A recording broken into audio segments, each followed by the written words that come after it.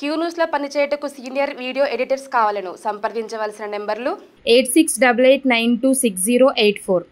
విపక్ష రాష్ట్రాలపై వివక్ష, భారత సమాఖ్య వ్యవస్థ పవిత్రతపై దాడి, కేంద్ర బడ్జెట్ పై ఎన్డీఏ ఆగ్రహం, పార్లమెంట్ నుంచి వాకౌట్, ప్రాంగణంలో ఎంపీలు నిరసన చెప్పినరు. పాల్గొన్న తెలంగాణ కాంగ్రెస్ ఎంపీలు మాతాజీ మాటల నేర్పరి. అయితే బీజేపీని తిరస్కరించిన రాష్ట్రాలకు బడ్జెట్లో మొండి చెయ్యి, ఆ రెండు రాష్ట్రాలకే విందు అని చెప్పేసి మల్లికార్జున ఖర్గే అంటా ఉన్నారు. రాష్ట్రం పేరు చెప్పకపోతే నిధులు రావా, వ్యయ ప్రకటన చదివితే వాస్తవాలు తెలుస్తాయని చెప్పేసి నిర్మలా సీతారామన్ అంటుంది. అంటే మీ పేరు లేకున్నా కానీ మేము వస్తాయని చెప్పేసి అంటుంది. ఇక 27న నీతి ఆయోగ్ సమావేశాన్ని బహిష్కరించనున్న కాంగ్రెస్ ఎంపీలు సీఎంలు అని చెప్పేసి ఒక వార్త కనిపిస్తా ఉంది.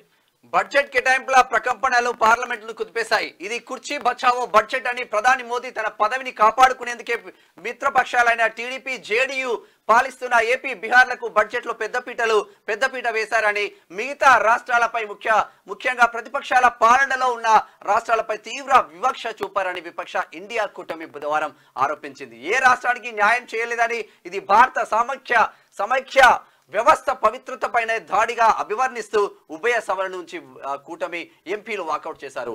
ఉదయం లోక్సభ ప్రశ్నోత్తరాల సమయంలో బడ్జెట్ కేటాయింపుల అంశాన్ని లేవనెత్తేందుకు విపక్ష సభ్యులు యత్నించారు. ప్రశ్నోత్తరాలను అడ్డుకోవదని ఓ స్పీకర్ ఓం బిర్లా కోరారు. పథకం ప్రకారమే సభ కార్యకలాపాలను అడ్డుకున్నారని యాక్చువల్ గా బడ్జెట్ కేటాయింపుల్లో ఏదైతే కేంద్ర బడ్జెట్ కేటాయించిందో ఆ బడ్జెట్ కేటాయింపుల్లో భారతీయ జనతా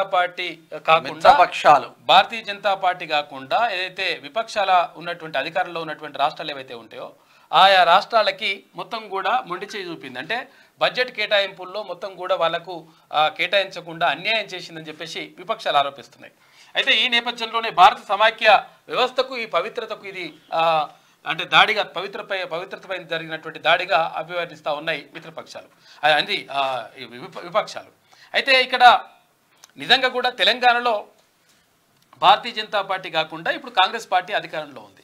అయితే కాంగ్రెస్ పార్టీ అధికారంలో ఉన్నప్పటికీ కూడా ఇక్కడ 17 లోక్సభ స్థానాలు ఉంటే 17 లోక్సభ స్థానాల్లో ఒక స్థానం ఎంఐఎంకు వెళ్ళిపోతే 8 సీట్లు కాంగ్రెస్కి వస్తే 8 సీట్లు భారతీయ జనతా పార్టీకి వచ్చినాయి. అంటే ఇచ్చిండ్రు. అంటే తెలంగాణ ప్రజలు భారతీయ జనతా పార్టీని ఆదరిస్తూ ఉంటే తెలంగాణకు మాత్రం అన్యాయం చేస్తుంది మాత్రం 1000% కరెక్టు. ఎందుకంటే ఇది సరైనటువంటి విషయం కాదు. ఒకవేళ మీకు ఇవ్వకుండా లేకపోతే ఇంకొక పార్టీకి ఇచ్చేసి ఆ పార్టీ ద్వారా మరి మద్దతు ఇస్తే ఇప్పుడు తెలుగుదేశం పార్టీ ఇక్కడ ఏపీలో తెలుగుదేశం పార్టీ అధికారంలో ఉన్నది. అక్కడ ఎంపీ స్థానాలన్నీ కూడా తెలుగుదేశం పార్టీకి వచ్చేసిన తర్వాత మరి భారతీయ జనతా పార్టీకి అద్భుతమైనటువంటి 25 స్థానాలు అక్కడ ఎంపీలు ఉన్నాయి. 25 మరి మస్తు వచ్చినాయి అంటే మస్తు లేవు, మను లేదు. అయినా కానీ అక్కడ కేటాయింపులు ఎక్కువ జరిగినాయి. అంటే భారతీయ జనతా పార్టీని వ్యతిరేకించిన వాళ్ళకు ఎక్కువ సీట్లు ఇస్తున్నట్టుగా కనిపిస్తూ ఉంది. కాబట్టి మనం తెలంగాణలో ఇచ్చట్లా అన్యాయం చేసినాం అనేటువంటిది ఇక్కడ జరుగుతున్నటువంటి చర్చ. అయితే అక్కడ ఏమంటున్నారంటే ఏదైతే విపక్షాలు ఉన్నాయో, అంటే అధికారంలో భారతీయ జనతా పార్టీ కాకుండా ఏవైతే విపక్షాలు ఉంటే వాళ్లకు ఎట్టి పరిస్థితుల్లో అన్యాయం చేస్తూ ఉన్నారు. ఇది సమాఖ్య వ్యవస్థ పవిత్రతకు ఇది అన్యాయం చేసినట్టు, దానిపైన దాడి చేసినట్టుగా అభివర్ణిస్తూ ఉన్నాయి ఇక్కడ ప్రతిపక్షాలు. ఈ నేపథ్యంలోనే అక్కడ పార్లమెంట్ ఆవరణలో నిరసన చెప్పినవి ఇక్కడ చెప్తా ఉన్నారు. ఇక్కడ సోనియా గాంధీ, తర్వాత రాహుల్ గాంధీ, అఖిలేష్ యాదవ్ తదితర విపక్షాల నేతలందరూ కూడా అక్కడ నిరసన చెప్పినారు. నిజంగా ఇది ఎట్టి పరిస్థితులు కూడా కరెక్ట్ కాదు. ఎందుకంటే అసలు యాక్చువల్గా ఈ 8 ఇచ్చి తప్పు చేసినామని చెప్పేసి తెలంగాణ ప్రజలు ఆలోచించుకునేటువంటి పరిస్థితి వస్తుంది. నిజంగా కూడా భారతీయ జనతా పార్టీకి మంచి ఆదరణ కనపరిచిండ్రు తెలంగాణ ప్రజలు. దాన్ని మంచిగా దృష్టిలో పెట్టుకొని అసలు యాక్చువల్గా ఇవ్వాలి, కేటాయింపులు జరపాలి. మరి మీరేదో చేసి ఎవరి గురించో చేస్తే తెలంగాణ ప్రజలు అన్యాయం అయిపోతారు 1000%. దీనిపైన 1000% ఎవరు ఇక్కడ ఉన్నటువంటి ఎంపీలు ఎవరైతే ఉన్నారో భారతీయ జనతా పార్టీ ఎంపీలు కానీ కాంగ్రెస్ ఎంపీలు కానీ గట్టిగా నిలదీయాల్సినటువంటి బాధ్యత మీ పైన ఉన్నది. ఎందుకంటే తెలంగాణ ప్రజలు మీ పైన ఆశలు పెట్టుకున్నారు. మీరు సపడే కూర్చుంటే తెలంగాణకు అన్యాయం జరిగినట్టు అవుతుంది. భారతీయ జనతా పార్టీకి రోజులు లేకుండా పోతాయి ముందర.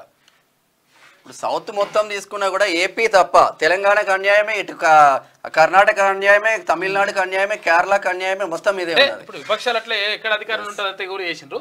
తెలంగాణ రైల్వే బడ్జెట్ 5336 కోట్లు, 40 స్టేషన్ల ఆధునీకరణ, ఇక రైల్వే మార్గాల విద్యుతీకరణ పూర్తి, 32,946 కోట్లతో 2,298 కిలోమీటర్ల లైన్లు, కొత్త లైన్లంట, ఇక 437 ఫ్లైఓవర్లు, అండర్ బ్రిడ్జ్లు అని చెప్పేసి రైల్వే మంత్రి అశ్విని వైష్ణవ్ చెప్తా ఉన్నారు. క్యూ న్యూస్ లో పనిచేయటకు సీనియర్ వీడియో ఎడిటర్స్ కావాలను సంప్రదించవలసిన నెంబర్లు 8688926084.